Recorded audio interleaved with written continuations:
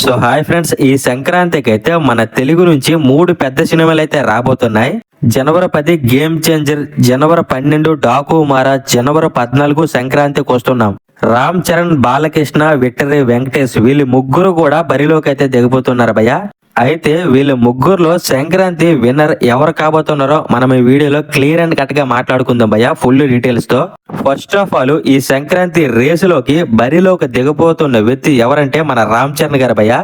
రామ్ చరణ్ గారు నటిస్తున్న game changer మూవీతో జనవరి 10వ తేదీ రాబోతున్నారు భయ్య. నెక్స్ట్ ప్లేస్ లో మన నందమూరి బాలకృష్ణ గారు నటిస్తున్న డాకు మహారాజ్ మూవీతో రేసులోకి అయితే దిగబోతున్నారు భయ్య జనవరి 12వ తేదీన. ఇంకా సంక్రాంతి రేసులోకి 3వ ప్లేస్ లో మన విక్టరీ వెంకటేష్ గారు అయితే దిగబోతున్నారు భయ్య పోటీకి. సంక్రాంతికి వస్తున్న మూవీతో జనవరి 14వ తేదీ అయితే ఈ మూవీ మనకు వస్తుంది. అయితే ఈ గేమ్ చేంజర్, డాకు మహారాజ్ సంక్రాంతికి వస్తున్నాం. ఈ 3 సినిమాల్లో ఏది సంక్రాంతి విన్నర్ అవబోతుందో మీరైతే ఈ వీడియో కింద కామెంట్ అయితే చేయండి. ఫస్ట్ ఆఫ్ ఆల్, మన వెంకటేష్ గారు నటిస్తున్న సంక్రాంతికి వస్తున్న మూవీ గురించి అయితే మనం క్లియర్ అండ్ కట్ గా మాట్లాడుకుందాం భయ్య. ఈ మూవీకి సంక్రాంతి విన్నర్ అయ్యే అవకాశం ఉందా లేదని. ఈ సంక్రాంతికి వస్తున్న మూవీ డైరెక్టర్ అయితే మన అనిల్ రావిపూడి గారి భయ్య. ఈ సంక్రాంతికి వస్తున్న మూవీ అయితే ప్యూర్ ఫ్యామిలీ స్టోరీ భయ్య. మన వెంకటేష్ గారు తీస్తున్నారు కదా, వెంకటేష్ గారికి ఫ్యామిలీ ఆడియన్స్ అయితే చాలా ఎక్కువగా ఉంటారు భయ్య. ఈ మూవీ అయితే first of all comedy movie basic మీద అయితే రాబోతుంది భయ్య. ఈ మూవీలో ఆల్ మిక్సింగ్ అయితే ఉంటే కామెడీ ఉంటుంది, యాక్షన్ ఉంటుంది, స్టోరీ ఉంటుంది, అలాగే ఫ్యామిలీ డ్రామా ఎమోషన్ అయితే ప్యూర్ గా ఉంటుంది భయ్య. మెయిన్లీ మూవీలో ఆడియన్స్ అయితే అనిల్ రావిపూడి గారి మూవీ అంటే మోస్ట్లీ కామెడీని ఎక్స్పెక్ట్ చేసి వెళ్తారు భయ్య. పెద్దగా స్టోరీ ఉండకపోయినా పర్వాలేదు కానీ మూవీలో కామెడీ ఉంటే చాలు భయ్య, మూవీ అయితే హిట్ అయిపోతుంది. అయితే ఈ మూవీ స్టోరీలను విషయానికి వస్తే, ఈ మూవీ స్టోరీలను ఒక చిన్న పాయింట్ భయ్య. చిన్న పాయింట్ మీద మన అనిల్ రావిపూడి గారు అయితే 2 గంటల సినిమా అయితే తీశారు. మెయిన్లీ ఈ మూవీ స్టోరీ ఏంటంటే, ఒక స్టేట్ అయితే ఉంటుంది భయ్య, ఒక సిటీ. అందులో కీలకమైన వ్యక్తి అయితే కిడ్నాప్ అయితే అయిపోతాడు. ఆ కిడ్నాప్ అయిన పర్సన్ అయితే స్టేట్ కి అయితే చాలా ఇంపార్టెంట్ పర్సన్ అనమాట. అతన్ని పట్టుకోకపోతే ప్రభుత్వమే కూలిపోతుందంట. ప్రభుత్వమే కూలిపోతుందంటే ఆయన ఎంత ఇంపార్టెంట్ పర్సన్ మీరైతే ఊహించుకోండి భయ్య. అంత ఇంపార్టెంట్ పర్సన్ ని అసలు ఎవరు కిడ్నాప్ చేస్తారో, కిడ్నాప్ చేసిన వ్యక్తి ఇంకెంత పవర్ఫుల్, ఇవన్నీ మనమైతే థియేటర్ లో తెలుసుకోవాల్సి ఉంటుంది.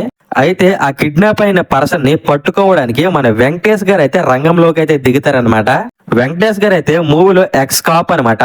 ఇప్పుడు జనరల్లీ ఏ మూవీలో అయినా సరే ఒక హీరో ఒక్కడే వెళ్తాడు భయ్య. యుద్ధానికైనా సరే ఏదైనా ఒక ఆపరేషన్ చేయాలనే ఒక హీరోయే వెళ్తాడు. ఈ మూవీలో ఇంట్రెస్టింగ్ పాయింట్ ఏంటంటే, ఈ మూవీలో హీరోతో పాటు హీరోయిన్లు ఇద్దరు కూడా వెళ్ళబోతున్నారు. మెయిన్లీ వాళ్ళ ఆవిడ్ని ఈ ఆపరేషన్ అయితే తీసుకువెళ్ళబోతున్నాడు. అసలు ఇద్దరు లేడీస్ తో ఈ ఆపరేషన్ అనేది మన వెంకటేష్ గారు ఎలా సక్సెస్ఫుల్ గా చేశారనేది మనమైతే మూవీలో చూడాల్సి ఉంటుంది భయ్య. ఏదేమైనా సరే ఈ మూవీ అయితే ఫ్యామిలీ ఆడియన్స్ అయితే పక్క ఆకట్టుకుంటుంది భయ్య. మూవీ అయితే పక్క హిట్ అయితే అయిపోతుంది, దానికైతే డోకా అయితే లేదు. అయితే ఈ సంక్రాంతి మూవీ ట్రైలర్ చూసిన తర్వాత నాకైతే ఒక డౌట్ అయితే వచ్చింది భయ్య. ఏంటంటే, మూవీలో కిడ్నాప్ అయిన పర్సన్ ఇంపార్టెంట్ పర్సన్ అన్నారు కదా, అతన్ని పట్టుకోకపోతే ప్రభుత్వమే కూలిపోతుంది అన్నారు కదా. ప్రభుత్వమే కూలిపోతుంది అంటున్నారంటే అతను చాలా ఇంపార్టెంట్ పర్సన్ అయితే అయ్యి ఉండాలి. నాకు తెలిసి ఆ ఇంపార్టెంట్ పర్సన్ అయితే సీఎం నే కిడ్నాప్ అయితే చేస్తుంటారు భయ్య. నాకు తెలిసి స్టేట్ సీఎం ని ఎవరు కిడ్నాప్ అయితే చేసేస్తారు భయ్య. ఆ కిడ్నాప్ చేసిన పర్సన్ ని పట్టుకోవడానికి మన వెంకటేష్ గారు అయితే రంగంలోకి అయితే దిగుతారు. ఈ మూవీ స్టోరీ లైన్ అయితే F2 మూవీలకే ఉండబోతుంది అనిపిస్తుంది భయ్య. F2 మూవీలో కూడా సేమ్ ఇలానే మనకి విలన్ ఎవరనేది మనకి ఇంటర్వల్ బ్యాంక్ వరకు అయితే మనకి చూపిరు. F2 మూవీలో సస్పెన్స్, కామెడీ, థ్రిల్లర్ ఎలా అయితే ఉందో ఈ మూవీలు కూడా అలానే ఉండబోతుంది భయ్య. F2 లాగా ఈ మూవీ కూడా మంచి హిట్ అయితే కాబోతుంది. సెకండ్ ప్లేస్ లో అయితే మన బాలయ్య గారు నటిస్తున్న డాకు మహారాజ్ మూవీ అయితే రంగంలోకి అయితే దిగబోతుంది భయ్య జనవరి 12వ తేదీన. ఈ మూవీ స్టోరీ లైన్ కూడా చాలా ఇంట్రెస్టింగ్ అయితే ఉంది భయ్య. చాలా కొత్తగా ఉంది, చాలా ఫ్రెష్ ఫీలింగ్ అయితే ఇస్తుంది. ఈ డాకు మహారాజ్ మూవీ ట్రైలర్ చూసిన తర్వాత నాకు ఒకటే అర్థమైంది భయ్య. డైరెక్టర్ బాబీ గారు అయితే ఈ డాకు మహారాజ్ మూవీతో చాలా కొత్త స్టోరీ లైన్ మనకైతే పరిచయం చేయబోతున్నారు అనిపిస్తుంది భయ్య. జనరల్ గా బాలయ్య గారితో మూవీ అంటే ఏ డైరెక్టర్ అయినా గాల్లో ఫైట్ లో ఒక 4-5 డైలాగ్ లో ఒక ఐటమ్ సాంగ్, బాలయ్య గారికి powerful entrance scenes, powerful elevation scenes పెట్టి మూవీ అయితే తీసి హిట్ అయితే కొట్టేస్తారు భయ్య. అయితే డైరెక్టర్ బాబీ గారు అయితే అందరి డైరెక్టర్ లాగా రొటీన్ గా తీయకుండా మన బాలయ్య గారితో ఒక కొత్త ప్రయోగం అయితే చేశాడు అనిపిస్తుంది భయ్య. ఈ డాకు మహారాజ్ ట్రైలర్ చూసినప్పుడు సగం మందికి అయితే నచ్చలేదు భయ్య, నిజమైతే ఒప్పుకోవాలి. కానీ నాకైతే నచ్చింది. ట్రైలర్ లో ఎందుకు తెలుసా డైలాగులు అయితే పెట్టలేదు. నార్మల్ గా బాలయ్య ట్రైలర్స్ అంటే మామూలు ఫైట్స్ అయితే ఉండవు, మామూలు డైలాగ్స్ అయితే ఉండవు. ఈ డాకు మహారాజ్ ట్రైలర్ లో అలాంటివి ఏవి కూడా మన డైరెక్టర్ బాబీ గారు అయితే పెట్టలేదు భయ్య. ఎందుకంటే ఇది ఒక మంచి స్టోరీ బేస్డ్ మూవీ అని మనకు చూపిస్తున్నారు ఈ ట్రైలర్ ద్వారా. ఈ డాకు మారస్ మూవీలో ఏదో సరైన పాయింట్ అయితే ఉంది భయ. ఆ పాయింట్ ఏంటనేది మనకి తెలియకుండా ట్రైలర్లు అయితే పెట్టలేదు భయ. మనకి మూవీ యొక్క మెయిన్ పాయింట్ తెలియకుండా డైరెక్టర్ బాబీ గారు అయితే ఒక యూనిక్ గా డాకు మారస్ ట్రైలర్ అయితే కట్ చేశారు. అందుకే చాలా మందికి అయితే నచ్చలేదు. ట్రైలర్ నచ్చినా నచ్చకపోయినా సరే మూవీ అయితే గట్టిగా కొట్టబోతుంది భయ. నాకైతే అర్థమవుతుంది. మూవీ మాత్రం చాలా బాగుంటుంది. మూవీ మంచి స్టోరీ బేస్డ్ మూవీ భయ. మూవీలో మంచి కంటెంట్ అయితే ఉంది అని నేనైతే అనుకుంటున్నాను భయ. ఎందుకంటే ట్రైలర్ నార్మల్ గా కట్ చేశారంటే మూవీలో ఏదో పెద్ద కంటెంట్ ఉంది భయ. ఈ డాకు మారస్ మూవీతో మన డైరెక్టర్ బాబీ గారు అయితే ఒక కొత్త ప్రపంచాన్ని అయితే మనకి చూపిపోతున్నారని మనకైతే క్లియర్ అండ్ కట్ గా అర్థమవుతుంది భయ. అసలు ట్రైలర్ లో కొన్ని డైలాగ్స్ అయితే ఉన్నాయి భయ. రాజ్యమే లేదు కానీ అతనిని రాజు అని పిలుస్తున్నారు. అసలు రాజ్యమే లేని వ్యక్తిని ఆ ఊరు ప్రజలు రాజు అని ఎందుకు పిలుస్తున్నారు? అతను ఏదో ఒక మంచి పని అయితే చేసి ఉండాలి కదా భయ. అలాగే ఇంకొక డైలాగ్ కూడా ఉంది భయ. ఆ ఊరిలో చెడ్డ వాళ్ళందరూ అతనిని డాకు అని పిలుస్తారు కానీ ఆ ఊరు ప్రజలకైతే అతనైతే మహారాజు అంట. ఇలా మూవీకి సంబంధించిన ఇంపార్టెంట్ డైలాగ్స్ అయితే చాలానే ఉన్నాయి భయ. ఏ దేవైనా సరే ఈ డాకు మారస్ మూవీ అయితే చాలా కొత్తగా ఉండబోతుందని నాకైతే అర్థమవుతుంది. ఈ మూవీ బాగుంటుందా లేదా, ఈ మూవీ రిజల్ట్ ఎలా ఉండబోతుంది అనేది మనమైతే జనవరి 12 వరకు అయితే వెయిట్ చేయాలి. సో ఈ సంక్రాంతి రేస్ లో ఫస్ట్ ప్లేస్ లో దిగబోతున్నారు భయ్య మన గోవల్ సార్ రామ్ చరణ్ గారు. అయితే మన రామ్ చరణ్ గారు శంకర్ గారి డైరెక్షన్ లో నటిస్తున్న మూవీ గేమ్ చేంజర్ భయ్య. గేమ్ చేంజర్ మూవీ అయితే రేపు అయితే రాబోతుంది థియేటర్ లోకి. ఈ గేమ్ చేంజర్ మూవీ మీద అయితే ఫుల్ ఎక్స్పెక్టేషన్స్ అయితే ఉన్నాయి భయ్య. ఎందుకంటే RRR మూవీ తర్వాత రామ్ చరణ్ గారు అయితే మళ్ళీ ఈ గేమ్ చేంజర్ మూవీతో మన ముందుకు రాబోతున్నారు. ఈ మూవీ మీద అయితే భారీ ఎక్స్పెక్టేషన్స్ అయితే ఉన్నాయి. ఈ మూవీ స్టోరీ లైన్ కూడా మంచి ఇంట్రెస్టింగ్ గా ఉంది భయ్య. ప్రెజెంట్ మన రాజకీయాల మీద ఈ మూవీ అయితే తీశారు. ఒక పొలిటికల్ డ్రామా మూవీ భయ్య ఇదైతే. ప్రెజెంట్ మన రాజకీయాలు పరిస్థితి ఎలా ఉందో శంకర్ గారు అయితే 4 ఏళ్ల కిందట ఊహించి ఈ స్టోరీని అయితే రాశారంట.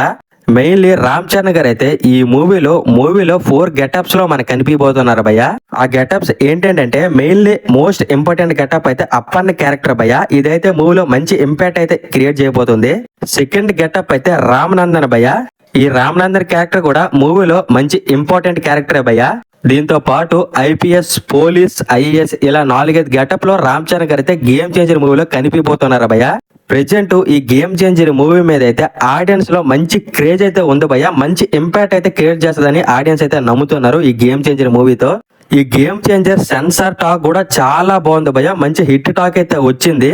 మెయిన్లీ ఈ game changer movie story line అయితే నెక్స్ట్ లెవెల్ అయితే ఉండబోతుంది భయ్య. మీరైతే రేపైతే చూస్తారు కదా. రేపు మార్నింగ్ కల్లా మనకి మూవీ రిజల్ట్ ఏంటనేది మనకి తెలిసిపోతుంది. అయితే ఈ గేమ్ చేంజర్ మూవీకి ప్లస్ పాయింట్ ఏంటంటే ఈ మూవీ పాన్ ఇండియా మూవీ భయ్య. కలెక్షన్స్ పరంగా ఈ డాకు మారస్, సంక్రాంతికి వస్తున్నాం ఈ 2 మూవీస్ మీద ఈ గేమ్ చేంజర్ మూవీకి అయితే కలెక్షన్స్ అయితే ఎక్కువగా వచ్చే ఛాన్సెస్ అయితే ఉన్నాయి భయ్య. ఈ రోజుల్లో మూవీ కలెక్షన్స్ బట్టే మూవీ రిజల్ట్ అయితే డిసైడ్ చేస్తున్నారు ఆడియన్స్. ఆ రోజుల్లో ఏంటంటే ఏ సినిమా ఎక్కువ రోజులు ఆడితే ఆ cinema block buster hit, industry hit గా డిసైడ్ అయితే చేసేవాళ్ళు. ఈ రోజుల్లో అయితే కలెక్షన్ బట్టి అయితే చేస్తున్నారు.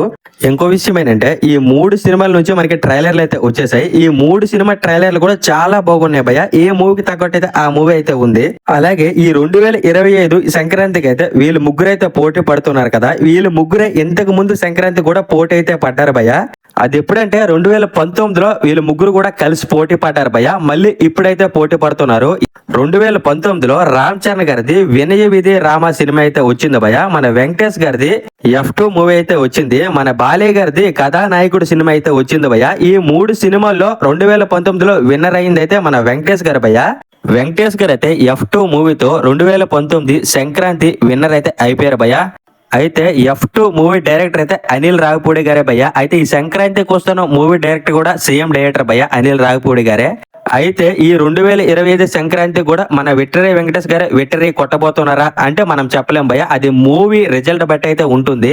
అయితే అసలు ఈ 2025 సంక్రాంతి విన్నరు ఎవరు కాబోతున్నారు అంటే నన్ను అడిగితే మాత్రం ఈ ముగ్గురు కూడా విన్నర్ అయితే అవుతారనిపిస్తుంది భయ్య. ఎందుకంటే మూవీ ట్రైలర్లు అయితే 3 కూడా నాకైతే నచ్చాయి.